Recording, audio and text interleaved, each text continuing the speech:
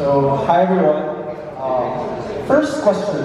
What do you remember about May 13, 2019? Elections. Another thing, it's important to all of us. My dad's birthday.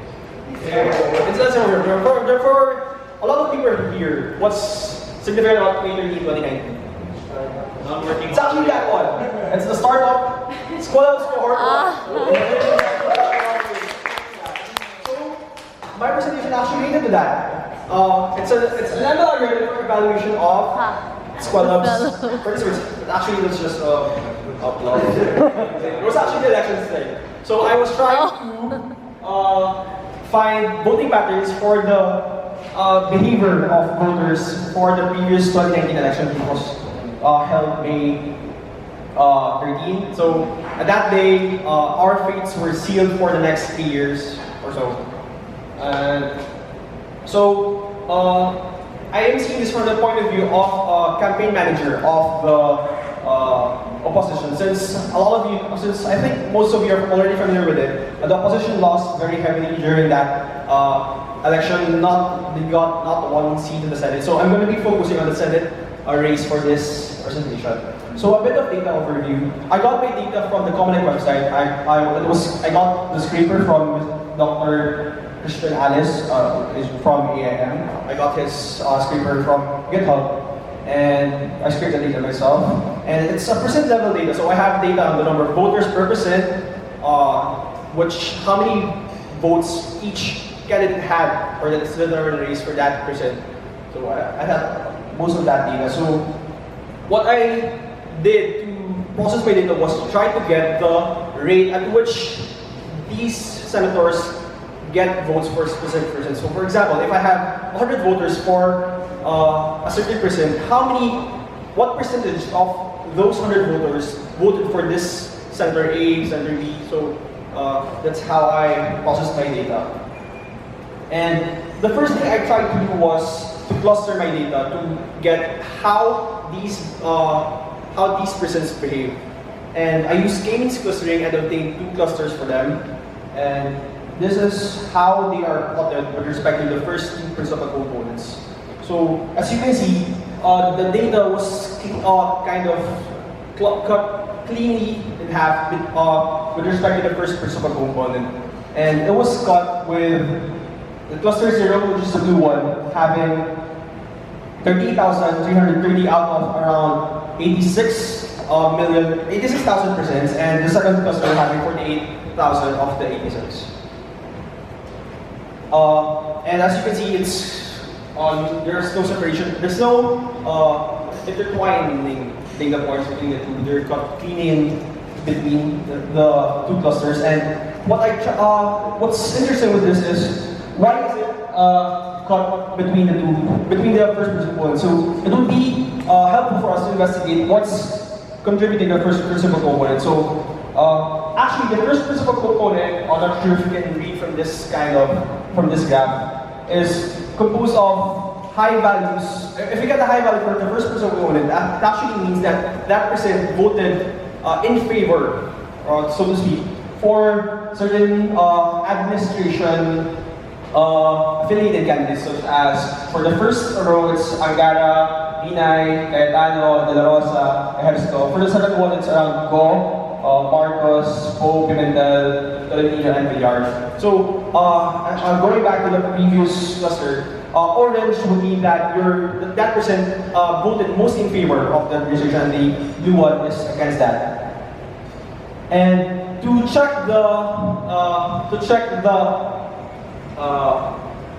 behavior of the presence, I tried to make a measure of how these presents voted. So I have a measure of degree of separation, which is, if you imagine putting all the rates in a line between 0 and 1, what would be the maximum distance between 2 consecutive rates for 2 senators? So that would be your degree of separation.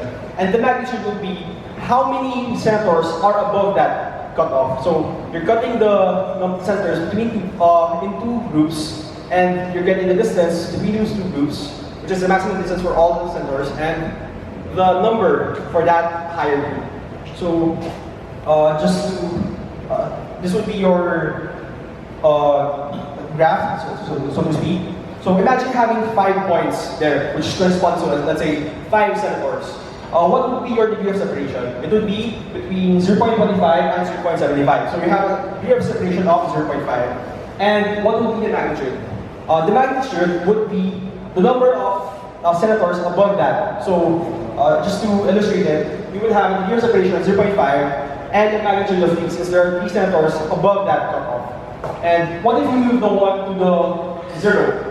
So you would have the same degree of separation, 0.5, but the magnitude of 2 since you took one value from the right side. And these are just other explanations of that for easier understanding. So I tried to make to compute the degree of separation and magnitude for each person. And what I found out was that there exists, was the magnitude and the degree clear to most people? Already. That's pretty good. What was interesting was this part of the graph, wherein you have very high degree of separation for percent. So what this means is that, for example, if you have a 1 degree of separation, that would mean that for that specific percent, all of the people voted for these people, for these senators, while the rest of them got 0. So that would be just an illustration of that. So what was interesting for me was the existence of these kinds of percents in the elections, where you have a very high degree of separation, whereas, for example, a magnitude of 1 and a high degree of separation for there would mean that most of the people just voted for this person without voting for anyone else for that specific person. And if you remember our cluster earlier on, you can actually see a different pattern for both clusters. So for the cluster 1, they tend to have high magnitude, which is around 9 or 12, which would contribute to a high degree of separation for our graph. While the cluster 0 would follow a more natural trend, so to speak, wherein it diminishes, the magnitude, the degree of separation diminishes as the magnitude decreases.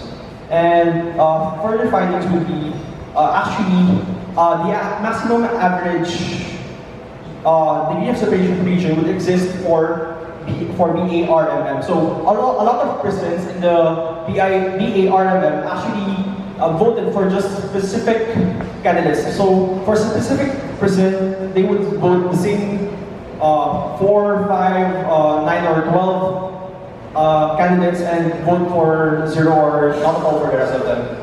And given getting the weighted average with respect to the number of actual voters for that percent, it would still hold true for BARMM, which is significantly higher compared to the rest of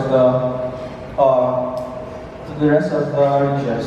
So some interesting findings I actually got was that if you have a degree of separation of 1, that would mean all of the voters for that specific percent voted for specific senators and voted none for the rest of them. So I found 2 percents with degree of separation 1. Actually, sorry, it's supposed to be TOS.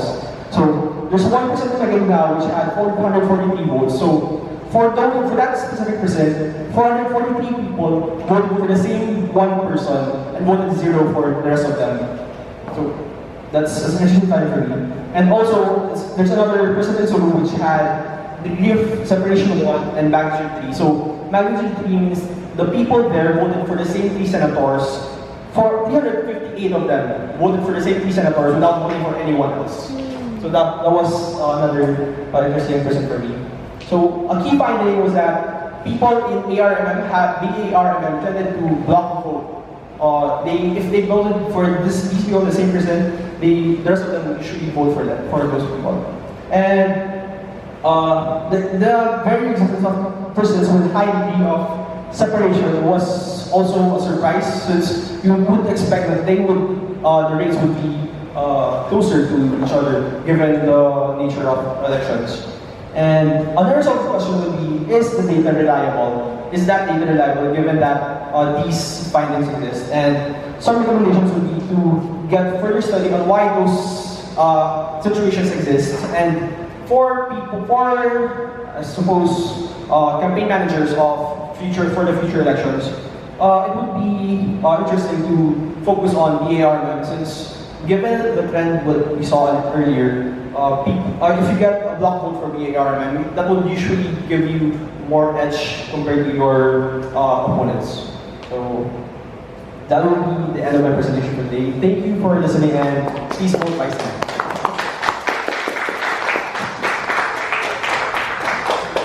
10 minutes, 14 sorry.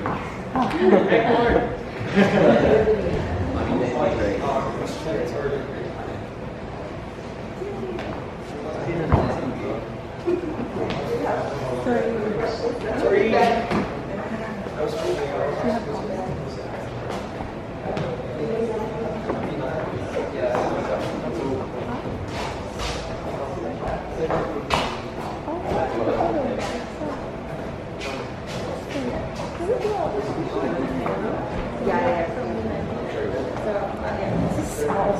Oh, thank you. Thank you very much.